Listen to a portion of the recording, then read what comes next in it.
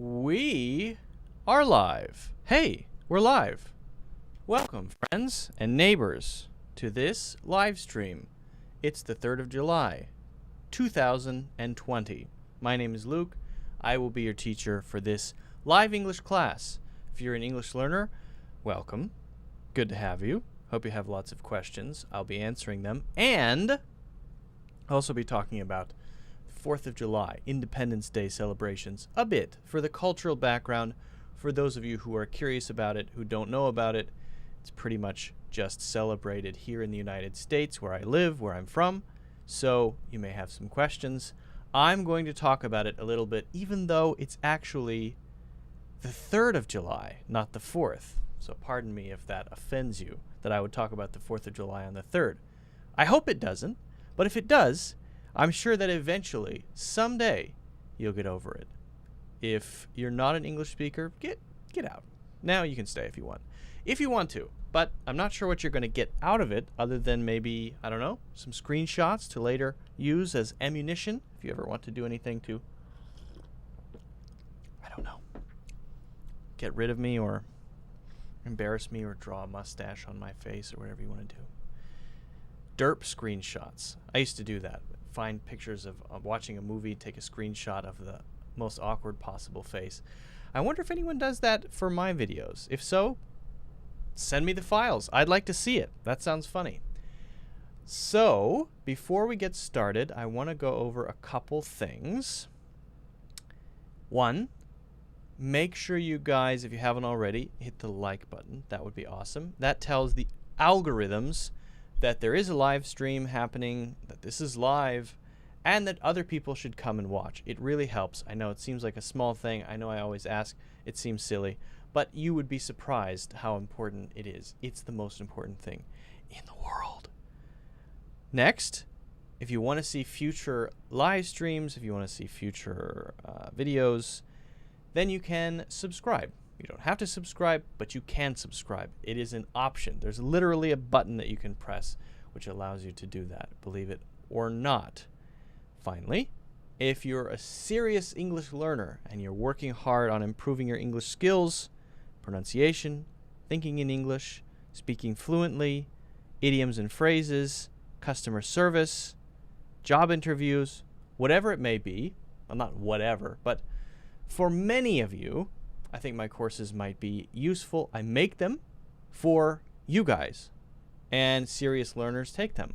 We have over now 52,000 students. That's a lot of people. It's not a ridiculous number, but it's a lot. And so far the average rating of all the courses is 4.5, so students are pretty happy with the courses overall. I would encourage you guys to check those out. If you're interested in that, you can get a discount if you click on the link in the description. All right. Well, that's it. That's pretty much it. Now, I think we can get started. I see we have some people here already. That's good. Lolly Lolly's here. Luba's here. Rod is here. Very good. Rod says your teachings, usually uncountable, and live streams have been a great help. Thank you. You're welcome. It might be better to say your lessons, your classes, your live streams. Usually we don't use the word teachings. Usually. And sometimes it is used, rarely in some very specific situations, but most of the time, not so much. Not so much. Well, I think we'll wait for a few more people to come in because I do want to talk about something that I think is pretty interesting. So if you guys have any initial questions about anything, I'm happy to answer those. As I mentioned at the start, the 4th of July holiday in the United States is coming up. That's a very important holiday for us, Americans, including myself. I'm one of those things. And so if you have any questions about that, about pronunciation, about grammar, about word differences, idioms and phrases, whatever it may be, feel free to ask your questions. That's what these live streams are for primarily, okay? Naba is here from Facebook. That's good. That's good. Yeah, guys, just so you know, we're live on Facebook and we're live on YouTube and even Twitch, as a matter of fact, and maybe Periscope, for all I know. Could be. Although I don't think anyone watches on Periscope. I don't know why you would. That would be weird. All right. Also, let me show you something else that's cool. I figured out a way so that I can take notes or write things down during, did I just spit at the camera? During a live class. This is pretty cool. So let me show you. I just want to show you this because I think it's cool. I think it's cool. Now I can do this with my green screen. Sometimes I use the green screen. I don't know if you guys noticed that. Sometimes I use a green screen. Sometimes I don't. Whatever I feel like doing. Today I didn't want to, but I do want to show you something that's pretty cool that I may be using. I'm still testing it out. I'm not sure. But I may be using it in future live streams. So check this out. Boop. Pop over to here like this. Okay, you can see part of my desktop background. All right. And then, watch this. You ready? You ready? You ready? You ready? Okay. Boom. This is a note about something related to something that someone has asked me about. That's pretty cool, right? I can write live now. It's something I've been wanting to do for a very long time, and I haven't been able to figure it out. And finally, I figured it out. So I'm actually kind of excited about it. I know it seems silly, but I'm excited about it. I think it's awesome. And I can delete it like that. Poof. And go back. Yeah. So, what's your question? Someone says they have a question. Sergey is here. That's good. Rod, what is your question? Rod says, I have a question. Rod, don't keep us in suspense. Ask your question. Please. I'm begging you. I'm going to run the intro. I haven't run the intro really often. I always forget to run the intro. Let's run the intro.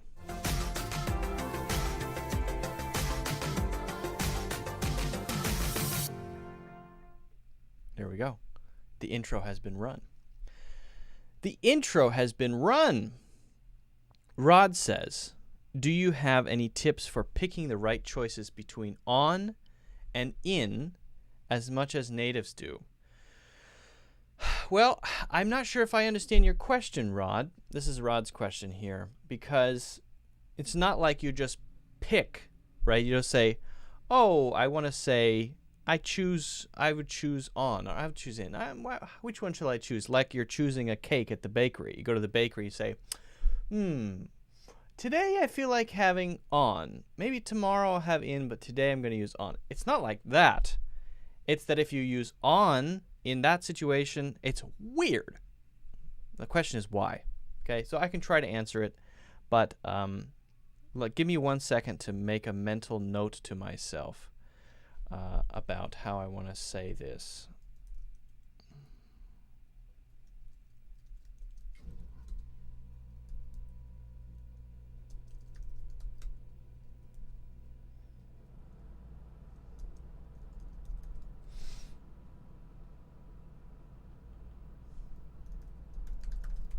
I'm just writing down a note to myself. I know this is boring watching me make notes to myself, but you know what? Get over it. Let's see here. I actually have a couple of examples that I have written down in the past that might be useful here that I might include. And so let me just pop up a couple of those for my own reference.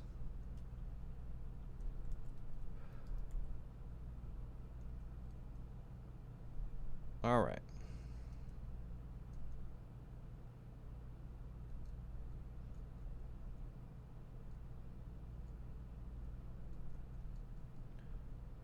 Okay.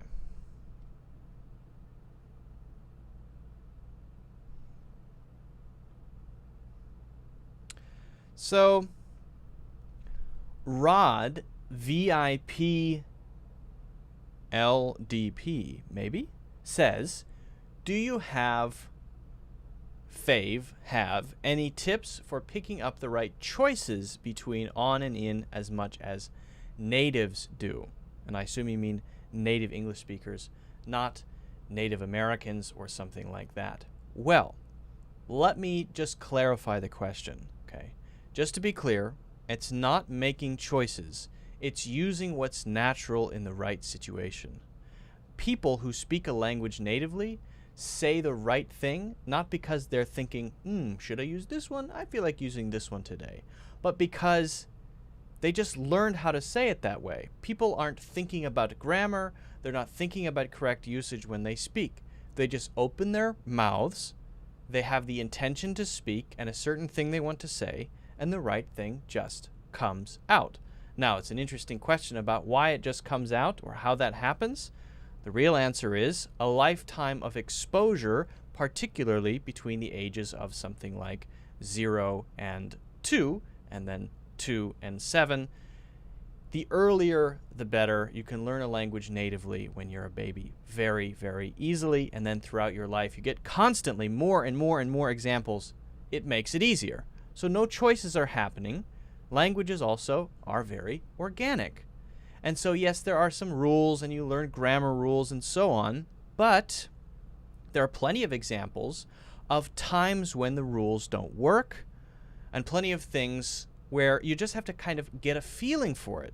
And that's all you can do, get a feeling for it. Because if you try to learn a rule, it may, in fact, do the reverse of what you hope and confuse you more. And I do feel that way for prepositions in particular. Okay? In and on are prepositions. Prepositions are little pieces of grammar: in, on, for, at, with, by, from, to.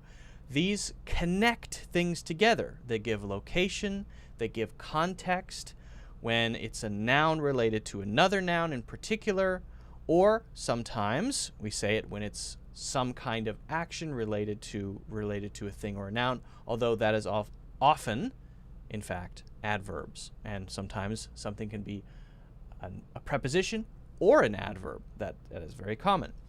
Now, what about in and on? Well, the best thing we can do is try to get a feeling for this. So when I say in, let's start with in.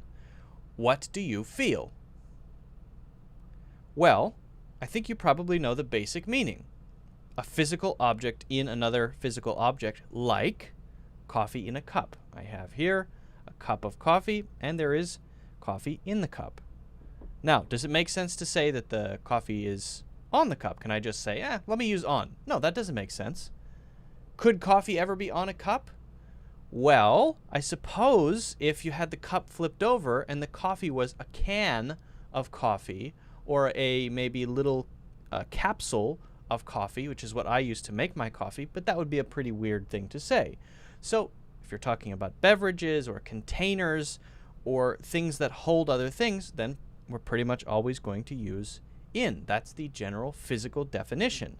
Now it gets a little more complicated when it comes to things like being at work. Should we say I'm in the office or I'm at my office?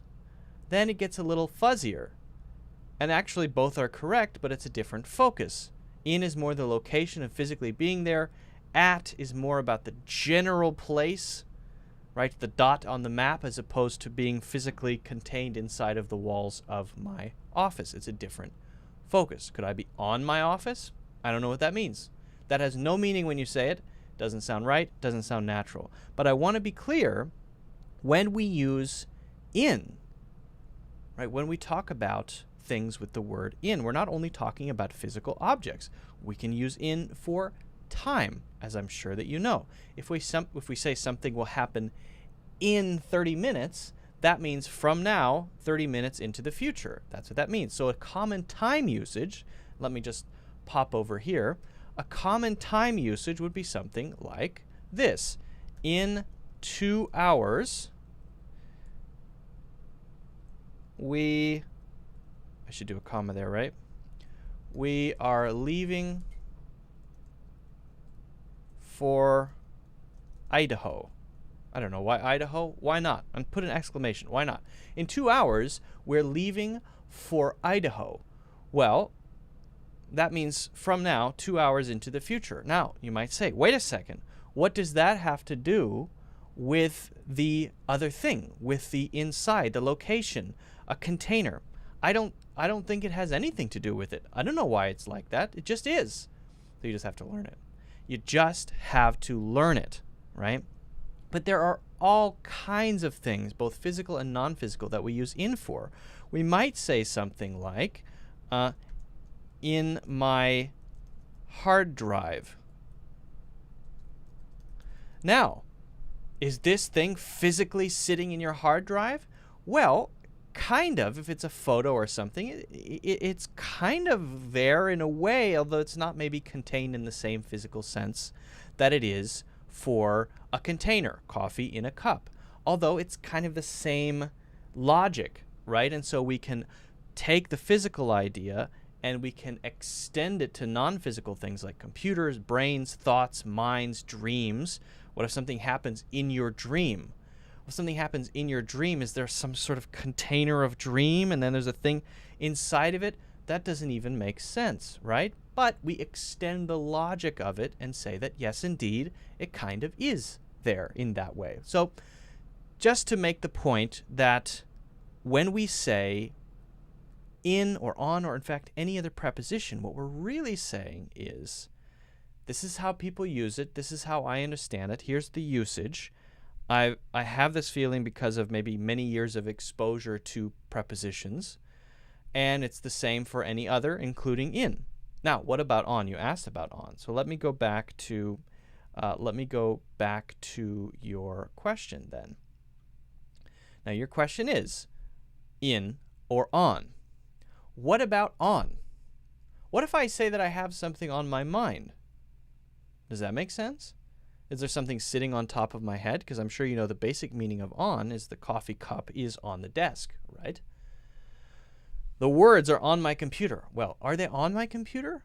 Well, in a sense. How do I know if it's in my computer or on my computer? If I typed what I typed before there, would you say it's in or on? What do you think? What's your natural sense? It actually should be on. Why? Well, I can try to rationalize it and explain it.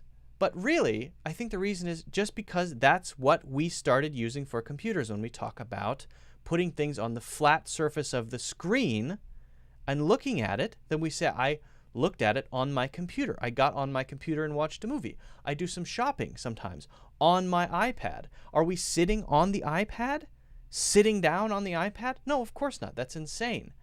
But we say that it is kind of on it rather than in it. And the things that are in it might be the apps. And you could, in fact, say apps on my iPad, apps in my iPad. Sometimes that works for both. But there are internal things like storage and memory. That's definitely in, including some non-physical things. So we have to have that awareness of the gray area and the fuzziness between some of these prepositions. Sometimes we can use both. Sometimes it's not clear why one is used over another. But if I go back to what I said before, do I have something on my head physically? No. But if I say I've got something on my mind, even though it's non-physical, it's the same basic logic. And the meaning is I'm thinking about something, I'm worried about something, I'm concerned about something. Okay? And there are too many examples for us to possibly cover in a short answer like this, but I hope you can at least take away the idea that you're not going, that number one, these things are not choices. It's not like choosing what you want on your pizza. It is on your pizza, not in your pizza. It is what's common, and that is correct what's common, because that's how people use it. Now, the other thing I hope you can keep in mind is that the best way to learn this is through exposure, getting a feeling for it, getting used to it, getting the hang of it through seeing example after example after example. I know you guys are probably sick of me talking about courses and stuff, but I do have a course coming out about prepositions that I'm very excited about. It's all about learning through example. We're going to look at 30 examples for each preposition and talk through each one. Right? It's going to be quite intense, but after you finish the course, you're going to have a deep feeling for how all of these prepositions work, not only in and on, but also about and for and at, all of them. Well, most of them. So hopefully that at least answers your question, kind of. If you guys haven't already, I would really appreciate it if you could hit the like button. That would be awesome. And also subscribe if you haven't already so that you can see future videos and live classes.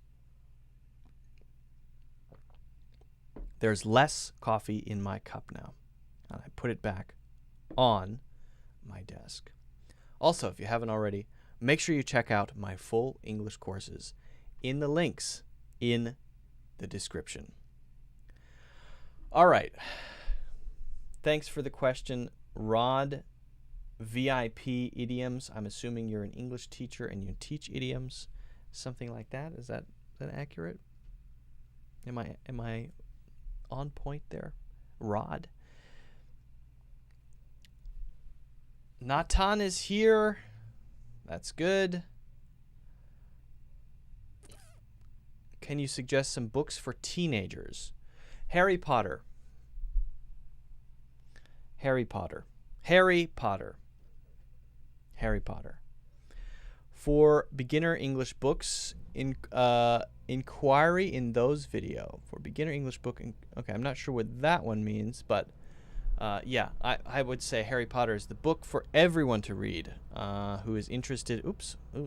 Who is interested in reading fiction that's not too hard. Definitely go with probably Harry Potter is a good choice, and for your teenagers as well. Okay, so we're going to talk a little bit about the 4th of July, which I don't know how much you guys know about it, but we're going to go through basically what it is. So,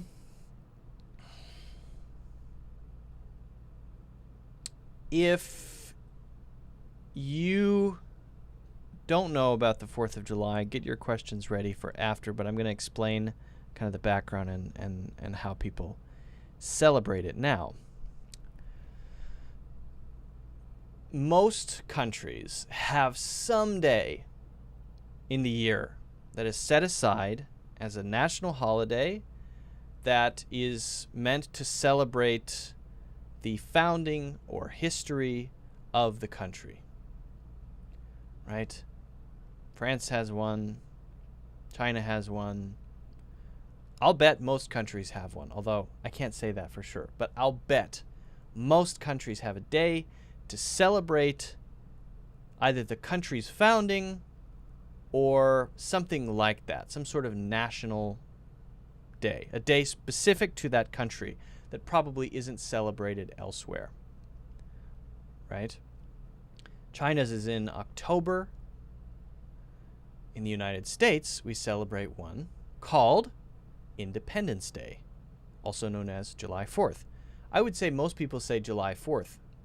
They'll say, what are you doing this July 4th? Or what are you doing for the 4th? Or what are you doing for July 4th? Meaning, what are your plans? What do you have in mind? Usually people do fun things, right? Or people say Independence Day, but that's not as common. But why is it called Independence Day? Well, this is a celebration of when the United States became, in a sense, its own country, separate from the United Kingdom, England. I'm sure you know this history, but let's just quickly go over it. It's not that complicated. Well, it is that complicated, but the basic ideas are not that complicated. Actually, if you get into it and you study the history, it's really complicated. But the main points are not hard to understand. The United States was a colony. It wasn't called the United States. It was called the 13 colonies. The 13 states, they were like states, but they were called colonies, were under the rule of the King of England. Over a period of time, and by the way, the people in the United States considered themselves as citizens of England. They didn't say, I'm an American. They didn't say things like that. They considered themselves as citizens of England, with many benefits to that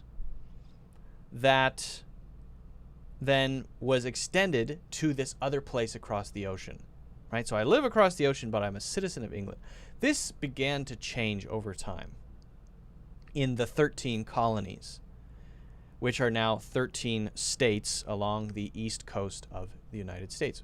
Pretty much have kept the same names, I think, except for one, I think, was separated into 2 states. I could be wrong about that. Anyway, over time, the relationship began to sour. People in the United States, and I'm just going to say United States, actually 13 colonies, began to feel as though they were second-class citizens. They didn't have the same rights. They weren't represented in the legal system very well in the UK to get the things that they wanted to get legally. Taxes were increased. They were having to pay a lot more in taxes without the ability to make decisions about what might be happening in their colonies, even though they're the ones who live there, right? Because the decisions were made in England. And there are many other pieces to that as well.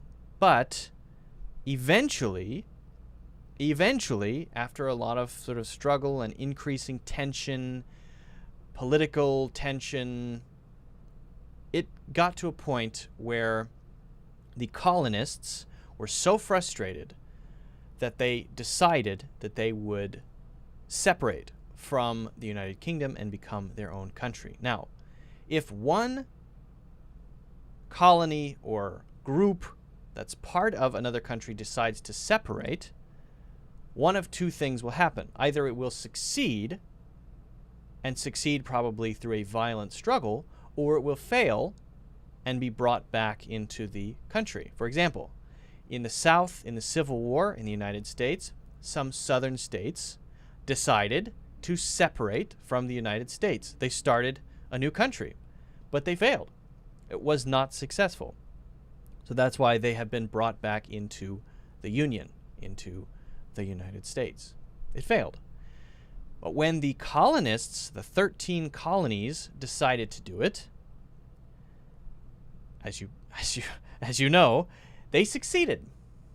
Now, the day that they announced it, well, let's say the day that they decided that they announced it was July 4th, 1776. They sent a letter to the King of England declaring that this is now a new country. We're no longer the 13 colonies, part of England. We are now the United States. Announcement. So what do you think is going to happen? Of course, England is going to send troops to the 13 colonies to defeat these silly people who want to form their own country, who are unhappy with our rule. And there was a war. That war is called the Revolutionary War, and the 13 colonists won that war, and therefore were allowed to set up their own country called the United States of America, which was not 50 states at that time. Now it is 50 states and some territories. Okay, so that's the basic idea. Now, because that announcement was made and the letter was sent out on July 4th, 1776, we celebrate Independence Day, Independence from England Day, July 4th, on July 4th. Makes sense, right? And after that happened, after the war, after all of that, then it came the process of building the country, establishing the laws. And that was, in many ways, as difficult, if not more difficult, than the war itself. So there was a process of negotiation, and there were many things called congresses in which they tried to set up the documents that would be the foundation of the country. This was a very long and difficult process, a very long and difficult process. And eventually they came to something called the Constitution. This was written over a fairly long period of time, not that long, but for how long you would expect it to take, maybe a fairly long period of time. And in the Constitution, the basic laws that would be the foundation of the country were set up. We call it the U.S. Constitution. Now, this is a very important document. This document is still the foundation of the United States. And the one that people pay attention to the most is what's called the Bill of Rights. These are the first 10 pieces or rules in the U.S. Constitution. In school, we have to memorize the beginning of it. We, the people of the United States of America, we, the people of the United States of America, do ordain and establish this Constitution. Is that right? No. I forget.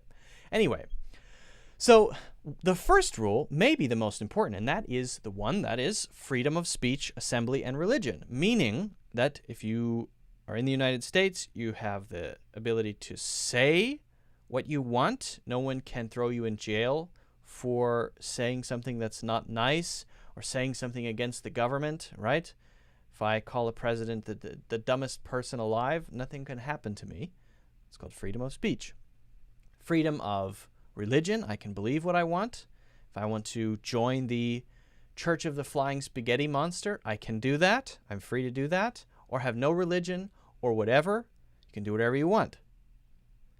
The freedom of assembly, you can protest as long as it's peaceful against things that you don't like, the government, companies, whatever it may be. And freedom of the press. Freedom of the press means that journalists can write, are free to write whatever they like, and they can't be legally punished for that. So this is just the first. The second one is why many Americans have guns. Not many. I think it's about 30% of Americans have guns. It's called the right to bear arms. That's the Second Amendment. And it goes all the way through. Now, some are more important than others. I guess they're all fairly important because they're in the Constitution, but some are really important. For example, the one that liberated the slaves. For a long time, when the country was set up by the Founding Fathers, these guys, these are the Founding Fathers. George Washington is the one on the right standing up, I think. And it looks like, I can't tell which ones are which. On the far left, you'll see Benjamin Franklin. That's Benjamin Franklin. He's on the $100 bill. I think the guy in the middle there might be Thomas Jefferson, although I'm not completely sure. Anyway, Founding Fathers. So most of these guys owned slaves. They were slave owners. So while they banned the trading of slaves, they continued the practice. That was one of the main causes of the Civil War, which happened much later, which ended in 1865, with the 13th Amendment, which, when passed, made slavery illegal. Okay, so the Constitution is something that is continually add to it over time, basically, and we may have new amendments in the future. People have suggested amendments around things like the legal age of someone to join the military, things like that. Okay, so it's updated infrequently, but it does happen, and we've operated on that for over 200 years. Now, let's get back to the actual 4th of July. What things do people do on the 4th of July? How do people celebrate? And I'll just sort of tell you from my childhood. When I was a child, we celebrated the 4th of July around the 4th of July, usually the nearest weekend. And there would be parades. There would be candy and ice cream and families getting together, barbecues, fireworks. I associate the 4th of July with good weather, parades to celebrate the country, lots of flags everywhere, hot dogs, hamburgers, my family, and fireworks. Now, why fireworks? Countries use fireworks for different reasons. In, for example, China, fireworks are used to, as traditionally, scare away bad spirits. That's what fireworks are for. There was a monster that was terrorizing the land, and they used fireworks to scare away the spirits. In the United States, the fireworks are meant to symbolize the war that allowed the United States to become its own independent country. So it symbolizes the battles, the explosions, right? So when I think of it, I think of watching fireworks at night. Now in my hometown, it looks something like this. You have a small road with some houses alongside, actually very similar to this. Maybe some cars, some old and cool cars driving by, throwing candy out the windows. In a bigger city, it might look like something like this. This is a bigger city, I think. You can see that there are some musicians and some football players and some veterans holding guns and some police cars and fire trucks, and everyone sits alongside the road. It's fairly universal around the United States that there will be parades in different towns like this. And then at night, and sometimes this lasts several days, but then at night you have fireworks, usually a fireworks show. Not just random fireworks, but an actual show that's been paid for by the city.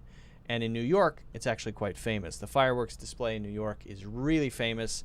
It looks like this. They have it in the boats in the river, and you can watch from either side of the river the fireworks being shot off from the boats. Last year, I went out on a small boat with some friends, and we were in the middle of a huge body of water surrounded by small towns. And so when the fireworks started, we could see them all around in the towns around the lake. It wasn't a lake. It was a body of water, kind of like a lake, right? So we saw 20 different fireworks shows happening at the same time. Very cool, very cool. Although not as many fireworks as you get in China on the Chinese New Year. That is intense. So anyway, that's generally how we celebrate it. This year, most of them will probably be canceled because of COVID-19. Most of them will be paused until next year. In my hometown, which is a very small town, it has been canceled. So even in small towns of a few thousand people, the parades and the fireworks shows and the celebrations will be canceled just because of the pandemic. But I'm sure next year they will be back on. So that's how the 4th of July goes, some of the basic history and some of the things that people do to celebrate it. I think tomorrow I'm going to go golfing. I think that's the plan. Maybe have some Chinese hot pot. That sounds good. So if you guys haven't already, make sure you hit the like button. Make sure you subscribe. And also, if you haven't already done so, check out my full English courses in the links in the description. All right, guys. Yes, please do make sure to hit the like button. And let's see if we have any questions in the meantime. Kasarin is here. That's good. Paulson is here at last. Luke, I was wondering which would be a good synonym for eventually. Gradually, at some point, someday. That could work too. Yeah. Later, sometimes later is a good synonym. That one works as well. All right. So now if you guys have any questions, let me know. Now's the time.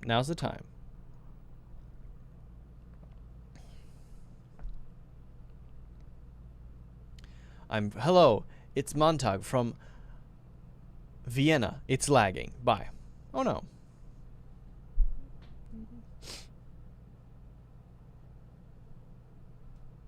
God bless Benjamin Button. Oh, wait. That wasn't the right man. That was Benjamin Franklin. Was the USA stolen from others? Is that true? Ah, interesting. Well, in a way, it wasn't called the US, though. When settlers first arrived in the New World, as it was called, then yes, there were native people living there, and over time they were forced to leave their land and treated very badly and pushed farther and farther west. And in fact, still today, they are treated pretty badly. So it's quite a sad situation.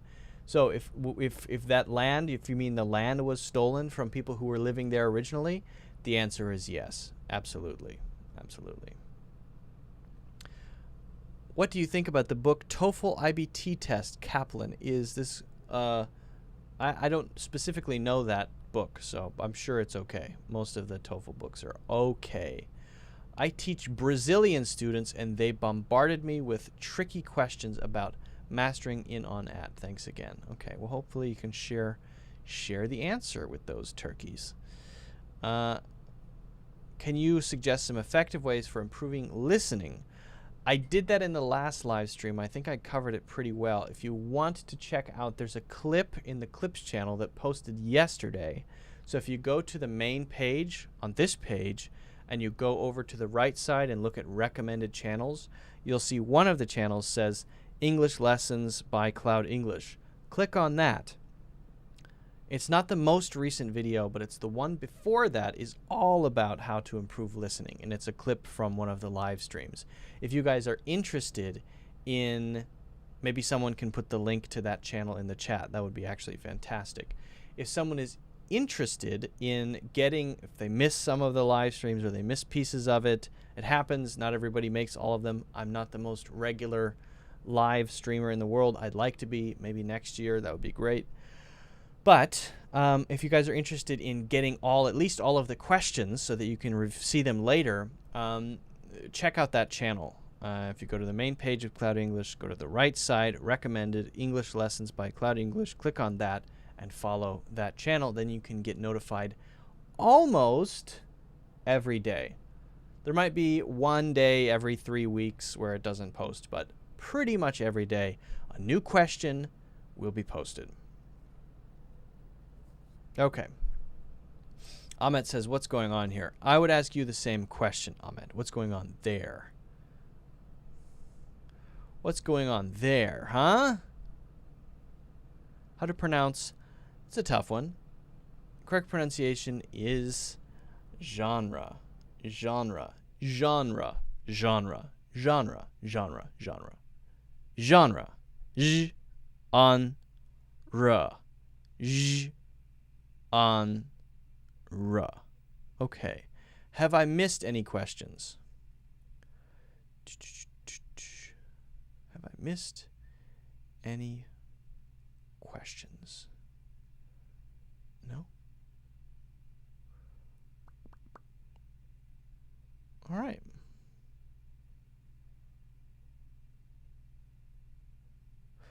I like the console with the TV behind you. Old but gold. I agree. Thank you so much. I agree with you. All right, guys. Well, no other questions at the moment, strangely. Guys, get your questions ready for the next one. No questions, no answers. That's how it works. So prepare questions. If you're interested in, if you're wondering about something that you're struggling with, write a question down to get ready for the next live stream, and I would be happy to answer them. I try my best to answer most of the questions, but if there aren't any, I can't answer them. So thanks for joining, guys. I hope you learned a little bit about the 4th of July, and thanks for the questions that we had earlier. Those were good. Get your questions ready for next time. Guys, I would appreciate if you hit the like button. That would also be awesome. Don't forget to do that. Don't forget to subscribe, of course, and there's a 20% discount on courses right now.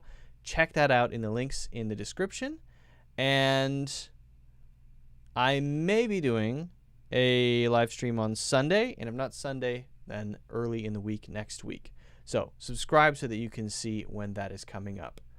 Well, thanks for watching, guys. I'm going to enjoy the rest of my coffee, and I hope you have a good one, even though you're not probably celebrating. Well, some of you may be. If you're here in the U.S., then happy 4th of July. Awesome. If not, I hope you have a great weekend.